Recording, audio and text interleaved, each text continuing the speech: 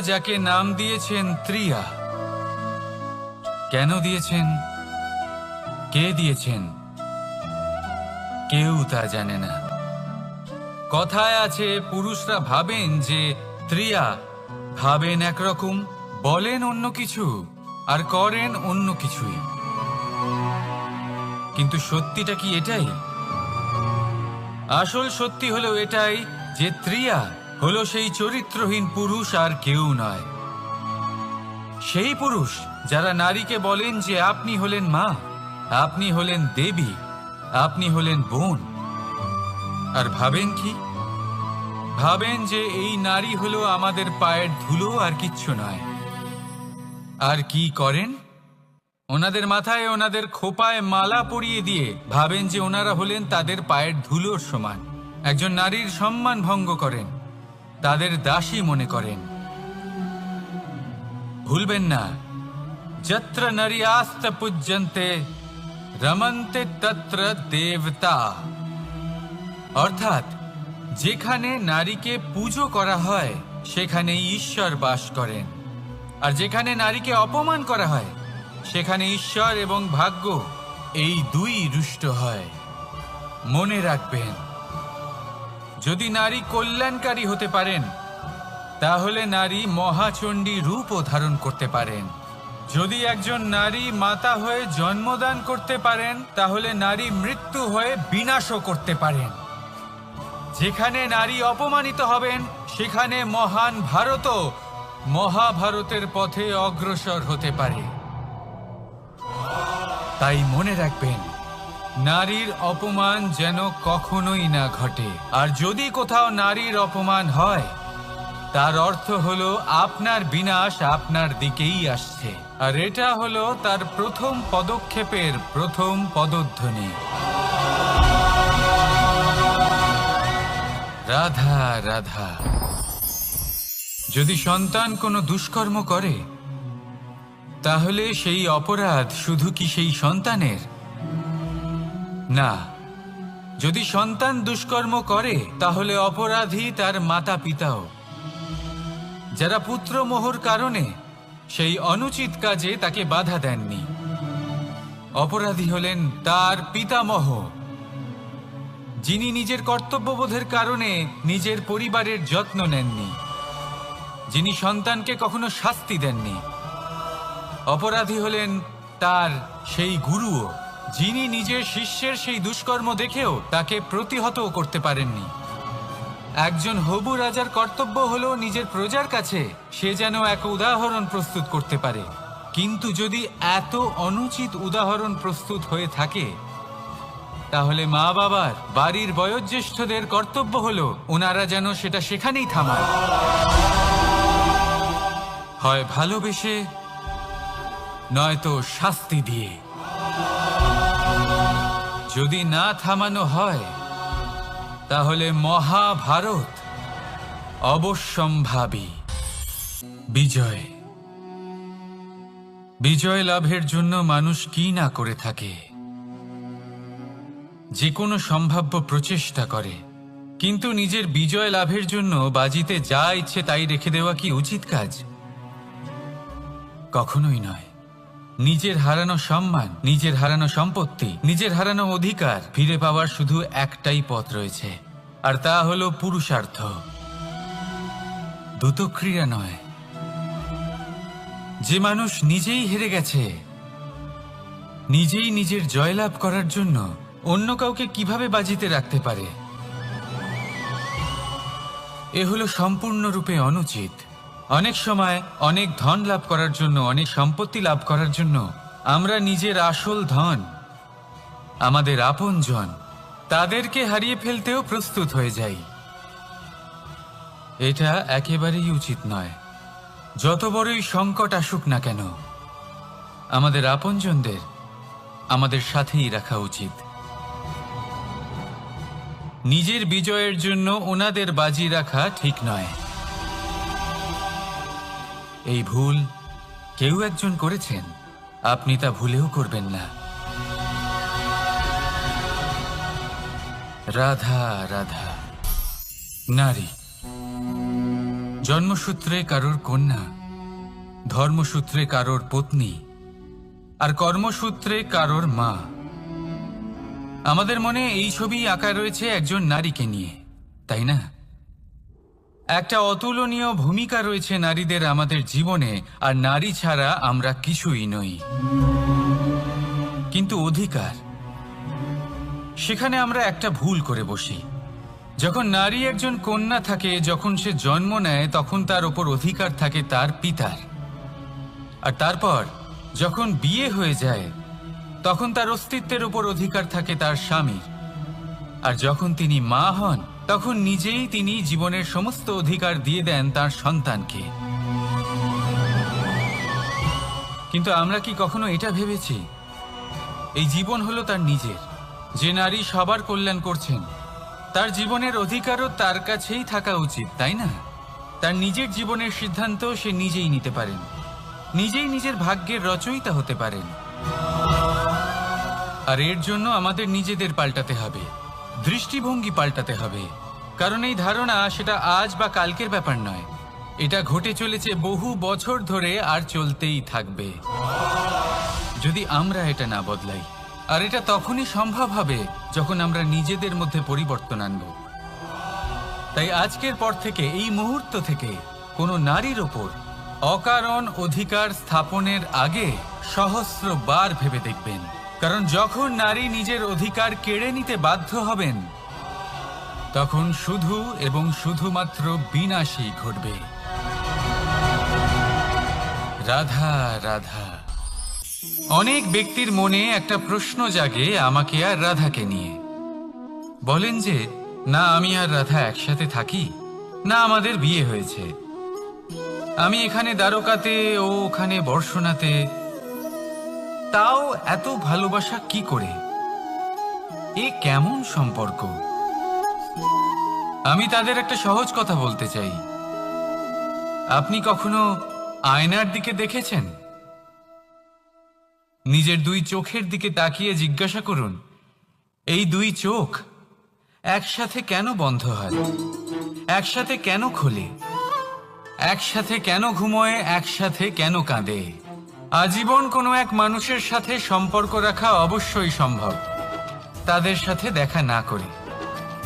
আমার আর রাধার ভালোবাসাও কিছুটা এরকমই, আর কিছুটা এরকমই হয় ভালোবাসা দুই নয়নের মতো, যারা কখনোই মিলিত হবে না, কিন্তু চিরকালের জন্য একসাথে জুড়ে থাকবে। এই অনুভূতি নিঃস্বার্থ হয়, আর এই নিঃস্বার্থ ভালোবাসা আপনাকে আনন্দের পথে অগ্রসর করে। জীবনে সবসময় নিঃস্বার্থভাবে ভালোবাসুন, শুধুমাত্র আনন্দই পাবেন। তাহলে আসুন আমার সাথে নিঃস্বার্থভাবে ভালোবেসে বলুন, রাধা রাধা। মানুষ, কোনো ব্যক্তির নির্মাণ হয় কিভাবে?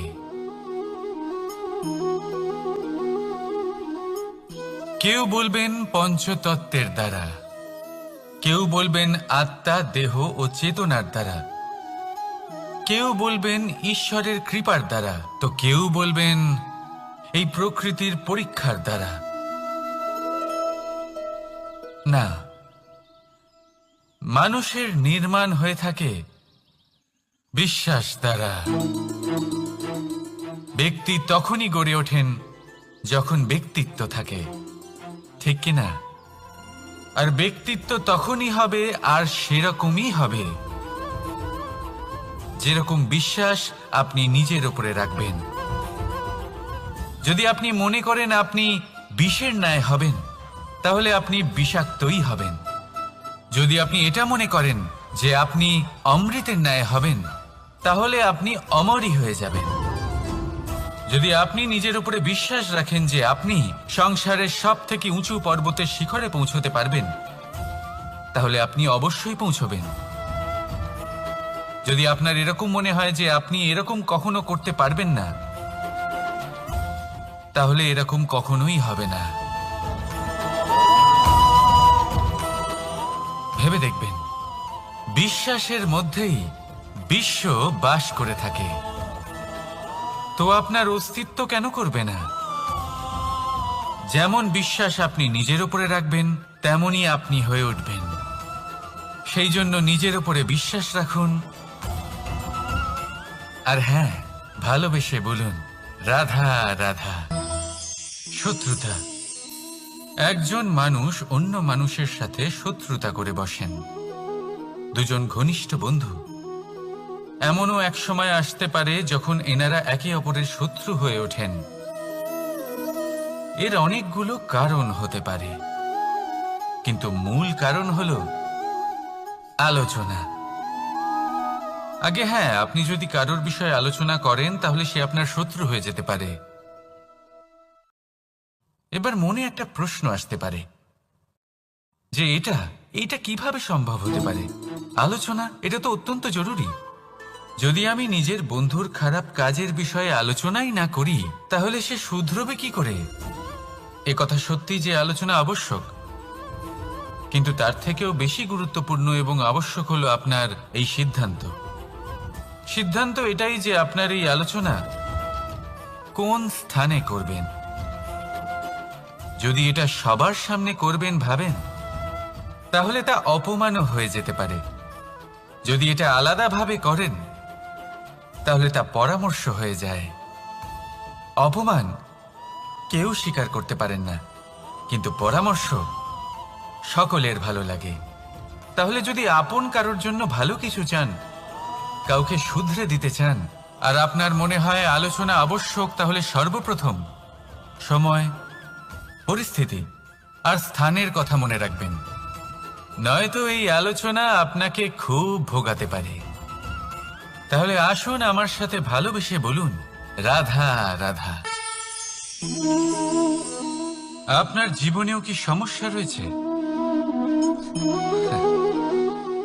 অবশ্যই থাকবে। প্রত্যেকের জীবনেই সমস্যা থাকে। প্রত্যেক মানুষ জিজ্ঞাসাও করেন যে এই সমস্যা আসলে কি আর কেন আসে এ জীবনে। আপনাকে একটা কথা বলে দিই যে সমস্যা আসলে সেটা নয় যা আপনার পথে বাধা সৃষ্টি করে, বরং সমস্যা হলো সেটাই যেটা আপনি তখন দেখতে পান যখন আপনার একাগ্রতা আপনার পথ থেকে, আপনার লক্ষ্য থেকে সরে যেতে থাকে।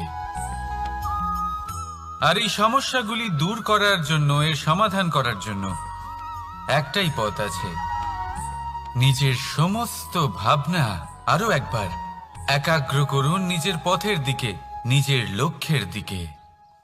আপনার সমস্ত ভাবনা যদি কেন্দ্রীভূত হয় নিজের লক্ষ্যে, তাহলে এই সমস্যা দূরে থাকবে।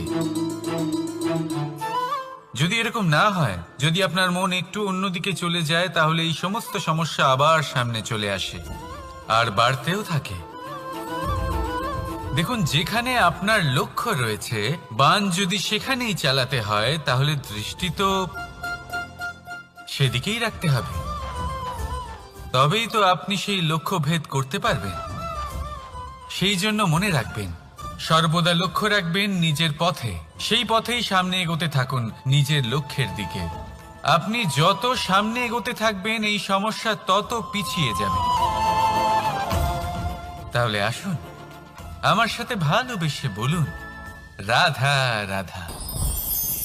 এই পাখিরা সত্যি খুব সুন্দর, আমার খুব ভালো লাগে। আপনি নিশ্চয়ই শুনে থাকবেন যে কিছু পাখির কাছে ডানা অবশ্যই থাকে, কিন্তু উড়তে পারে না। তারা চায় উঁচু আকাশে উড়ে বেড়াতে এবং মেঘেদের সাথে কথা বলতে, করতেই পারে না। এবার এই সংসারেও পাওয়া যায় ঘুড়িও। এদের মধ্যে না জীবন আছে, না প্রাণ আছে, আর না আছে ডানা, কিন্তু এরা আকাশের সাথে কথা বলে, হাওয়ার বেগের সাথে কথা বলে, আনন্দ করে, উৎফুল্ল হয়ে ওঠে, আকাশে জীবনের কিছু মুহূর্ত কাটায়। তার কারণ কি হতে পারে? কারণ হলো সুতো। এই সুতো যদি সঠিক হাতে থাকে, তাহলে এই কাগজের তৈরি ঘুড়িও আকাশের উচ্চতায় উড়ে বেড়াতে পারে। এবার এই সুতো আসলে কি? এই সুতো হলো আসলে ভালোবাসা, এই সুতো হলো আসলে বিশ্বাসের। আর এটা আপনি দিয়ে থাকেন তাদের হাতে যাদের আপনি বিশ্বাস করেন, যাদের আপনি নিজের সর্বস্ব দিয়ে দেন। ভেবে দেখুন, এই ভালোবাসা আর বিশ্বাসের সুতো আপনি যদি সঠিক মানুষের হাতে দিয়ে দেন, তাহলে আপনি অনেক উচ্চতায় উঠতে পারবেন, আকাশের উচ্চতায় উড়ে বেড়াতে পারবেন, মেঘের সাথে কথা বলতে পারবেন, পাখিদের মতো উড়তে পারবেন, যা ইচ্ছে তাই করতে পারবেন। শুধু এই মানুষ সঠিক হতে হবে, এমন একজন মানুষ যার মনে আপনার জন্য ভালোবাসা রয়েছে, এমন এক মানুষ যার মনে কোনো স্বার্থ নেই, যিনি পরোপকারী, এমন একজন ব্যক্তি যিনি আপনার অস্তিত্বকে বাইরে নিয়ে আসতে পারবেন, তাকে উজ্জ্বল করে তুলবেন। তাহলে ভালোবাসুন, আনন্দ করতে থাকুন, আর এই আনন্দ সহকারে বলুন, রাধা রাধা। আমরা সকলে এমন ব্যক্তির সাথে থাকতে চাই যারা খুব মিষ্টি কথা বলেন, যাদের ব্যবহার আমাদের ভালো লাগে, যারা দেখতে সুন্দর হন, যাদের আমরা পছন্দ করি। আর সবসময় এমন ব্যক্তির থেকে দূরে থাকতে চেষ্টা করি যাদেরকে আমরা পছন্দ করি না, যাদের কথা আমাদের খারাপ লাগে, যাদের কথা একটু কঠোর হয়। আমরা সবসময় চেষ্টা করি এদের থেকে দূরে থাকার, ঠিক কিনা? কিন্তু যদি বাস্তবটা দেখি, তাহলে এই কঠোরতা জীবনে শান্তির প্রলেপ দেয়। ওষুধও একটু কড়াই হয়, কিন্তু এ কি করে? আমাদের সুস্থ করে তোলে। ঠিক সেইভাবেই ভালোবাসার এই অধ্যায় একটু কঠিন, একটু কড়াও মনে হতে পারে, কিন্তু এর ফল সবসময় আপনাদের স্বাস্থ্যের পক্ষে ভালোই হয়। সেই জন্য যদি কেউ আপনার নিন্দে করে, আপনাকে কড়া কথা শোনায়, আপনার ব্যাপারে আলোচনা করে, তার মানে এটা নয় যে সে আপনার শত্রু। হতে পারে তিনি আপনার বন্ধু হন, আপনার জন্য ভালো চান, আপনাকে শুধরে নিতে চান, আপনার মধ্যে কোনো পরিবর্তন দেখতে চান। সেই জন্য কখনো কারোর কথা শুনে বা কাউকে দেখে প্রাথমিকভাবে এই সিদ্ধান্ত নেবেন না যে তিনি আপনার শত্রু হন নাকি আপনার বন্ধু হন। এমনও শত্রু হয়ে থাকেন যে গুড়ের মতো মিষ্টি মিষ্টি কথা বলে আসলে আপনাকে বিষ পান করিয়ে দেবেন। আর এমনও বন্ধু থাকেন যারা আসলে নিমের মতো কড়া কথা বলেন, কিন্তু আপনাকে অমৃত পান করান। এদের মধ্যে পার্থক্য করতে জানতে হবে, কে আসলে শত্রু হন আবার কে আসলে মিত্র হন।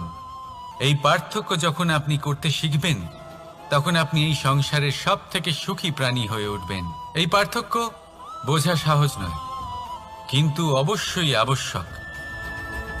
রাধা রাধা। অসুখ। এমন কোনো মানুষ আছেন এই সংসারে যার অসুখ করে না? প্রত্যেক মানুষ কখনো না কখনো অবশ্যই অসুস্থ হয়েছে, তার এই শরীর রোগের শিকার অবশ্যই হয়েছে। এবারে দেখুন, এই রোগ আসে আবার এই রোগ চলেও যায়, কিন্তু সেই রোগ আমাদের কষ্ট দিতে কেন সক্ষম হয়? কারণ হলো স্বচ্ছতা। যদি এই স্বচ্ছতা শরীরে না থাকে, তাহলে মানুষকে শারীরিক কষ্ট পেতেই হবে। ঠিক সেইভাবেই অত্যন্ত প্রয়োজনীয় হলো এই স্বচ্ছতা যেন মনেও থাকে। যদি এই স্বচ্ছতা মনে না থাকে, তাহলে মানুষ চারিত্রিকভাবে কষ্ট সহ্য করেন। এবারে নিবারণ কি হতে পারে? বড়ই সহজ এর উপশম। যদি রোগ শরীরে হয়, তাহলে সর্বপ্রথম স্বচ্ছতা বজায় রাখতে শিখুন, এই শরীরকে পরিষ্কার রাখতে শিখুন। বিচক্ষণতার সাথে এই রোগের সম্মুখীন হন, ভয় পাওয়ার কোনো দরকার নেই। ব্যায়াম করতে থাকুন, সব ঠিক হয়ে যাবে। সেইভাবেই যদি এই অসুখ মনে হয়, তাহলে কি করা যায়? সর্বপ্রথম তার আধারের উপরে নজর দিন। আপনার এই আধারই হলো আপনার আহার। যা আপনি আহার করবেন, সেরকমই মানুষ হয়ে উঠবেন। সেইভাবেই আপনি যেরকম ভাবেন, সেরকমই মানুষ হয়ে উঠবেন। সেই জন্য নিজের ভাবনাকে শুভ করুন, নিজের দৃষ্টিভঙ্গিকে শুভ করে তুলুন, সবকিছু সঠিক হবে। আপনার আমার সবার মধ্যেই এক রাক্ষস বাস করে, তার সম্মুখীন হন, তাকে পরাস্ত করুন। তাহলে এই রোগ সে শরীরেই হোক বা মনের মধ্যে, যদি সঠিক সময় তাকে আটকানো না যায়, তাহলে যে কোনো সময় তা মহামারীর রূপ ধারণ করবে। সেই জন্য সাবধানে থাকুন, সুস্থ থাকুন। তাহলে আসুন